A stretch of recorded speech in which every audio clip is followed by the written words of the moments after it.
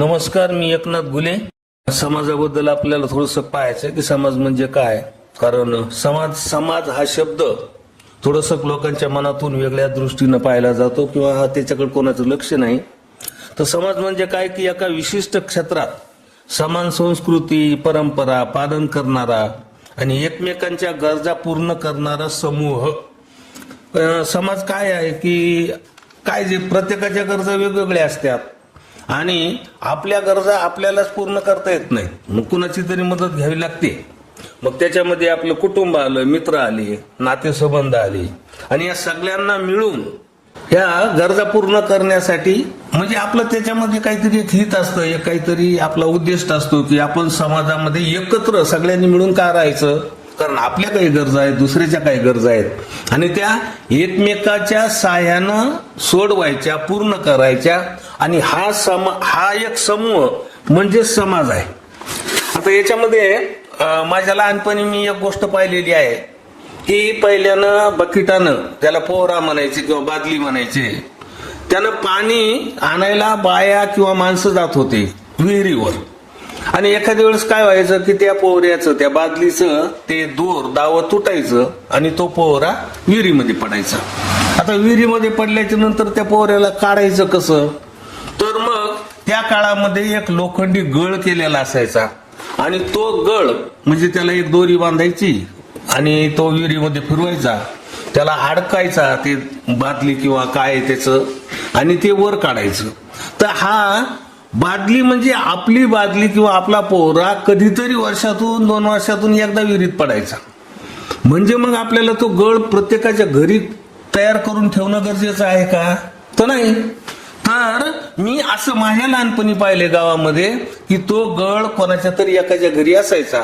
मग आपला बादली आपला पोहरा पडला तर त्याच्या घरी जायचं आणि आठवण म्हणून तिथं आपल्या घरचा एक पितळी तांब्या ठेवायचा, तो गळ घ्यायचा, विहिरीवर जायचं, आपला पोहरा काढायचा, परत तो गळ तिथं नेऊन ठेवायचा आणि आपला तांब्या घेऊन यायचा. किती मस्त संस्कृती होती बरं. आणि दुसरी एक गोष्ट मला अजूनही आठवते माझ्या लहानपणची की आम्ही सुतारा मामाकडे भेंड्या तयार करायला जायचो. भेंड्या म्हणजे ते खेळायच्या दोरी गुंडाळून भोवरे. तर तिथं सुतार मामाकडे लाकूड घेऊन जायचं आणि आम्हाला याची भेंडी भोवरा तयार करून द्या म्हणायचं. तर आमच्याजवळ द्यायला काय असायचं माहितीये का, आम्ही घरी यायचं, लोणच्याच्या मडक्यातल्या लोणच्याच्या फोडी घ्यायच्या आणि त्या सुतार मामाला नेऊन द्यायच्या आणि ते सुतार मामा आम्हाला भेंडी किंवा तो भोवरा तयार करून द्यायचे. बघा म्हणजे एकमेकांच्या गरजा भागवताना. आता त्या सुतार मामाला सुद्धा लोणचं तयार करण्याची घरी गरज नाही. याच्या 4 फोडी त्याच्या 10 फोडी असं करून त्यांना वर्षभर लोणचं पुरायचं आणि त्याच्यामध्ये एक आपुलकी असायची. आणि ही आपुलकी आज समाजामध्ये आहे का याचा विचार करणं आपल्याला गरजेचं आहे. कारण समाजामध्ये एकमेकांना सहकार्य करणं हे फार महत्वाचं आहे. आणि आज आपण पाहतो की समाजामध्ये एकमेकांना सहकार्य करणं सोडा तर एकमेकांचे पाय कसे खाली वडायचे हे आपण पाहतोय. आणि याच्यामध्ये काय व्हायला माहितीये का की तो समोरचा ज्याचे आपण पाय ओढतो तो तर बुडतच आहे, परंतु त्याचे पाय वाढण्यामध्ये आपला वेळ जातोय आणि आपला काहीतरी खर्च होते, आपली एनर्जी जाते, ही आपण लक्षात घेत नाही. त्याच्याबरोबर त्याचं नुकसान तर करतो पण त्याच्याबरोबर आपण आपलं सुद्धा नुकसान करून घेत असतो. त्याच्यानंतर कोणी जर मोठा होत असेल तर त्याचा द्वेष करू नये. समाजामध्ये राहायचं ना आपल्याला द्वेष करू नका.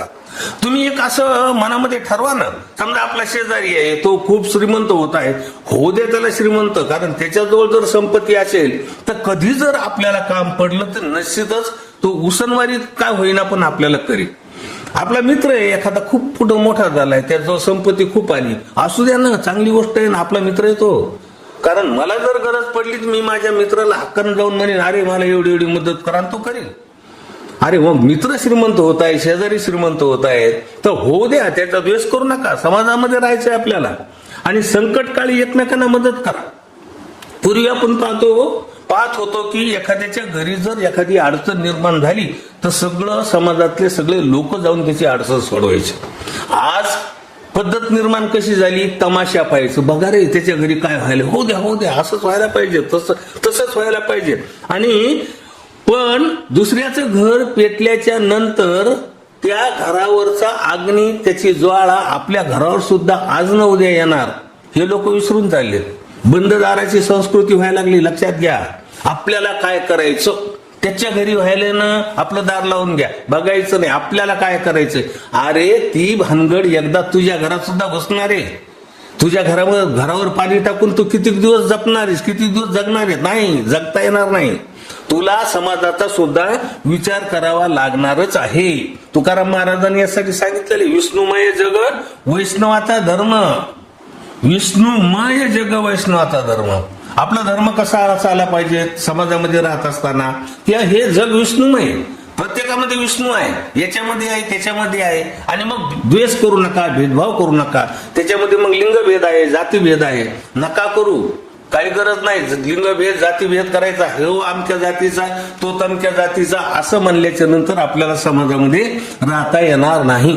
आपलं गाव एक पूर्ण एक समाज आहे. मग त्याच्यामध्ये अनेक प्रकारच्या जाती आहेत, अनेक प्रकारचे धर्म आहेत, पंथ आहेत. करू द्या ना, त्यांच्याप्रमाणे त्यांना वागू द्या. आपण सुद्धा त्यांना मदत करा.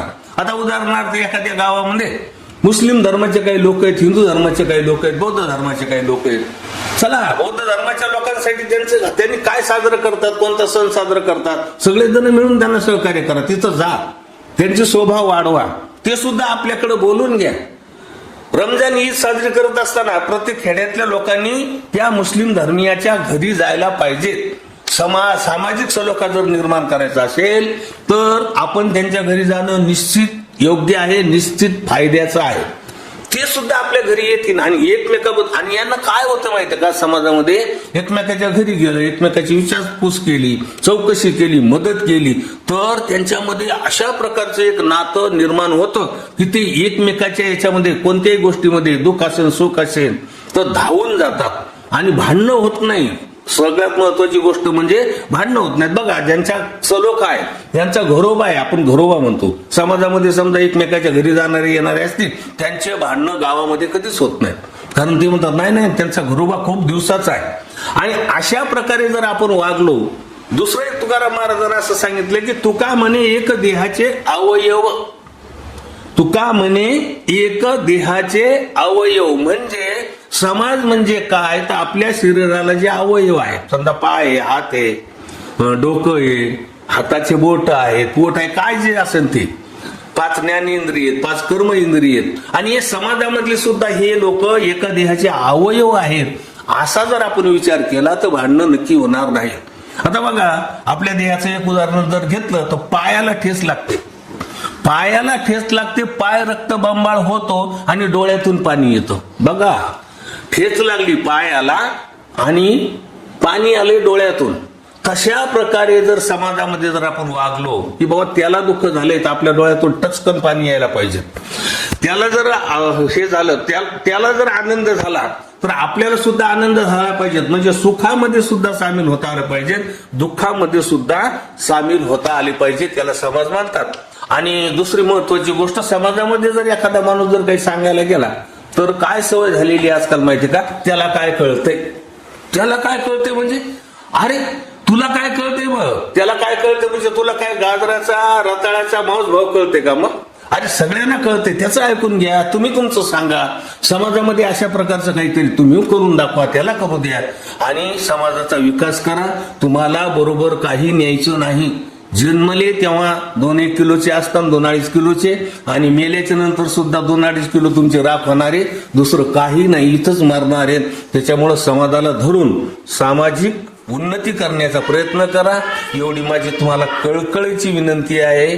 जय महाराष्ट्र.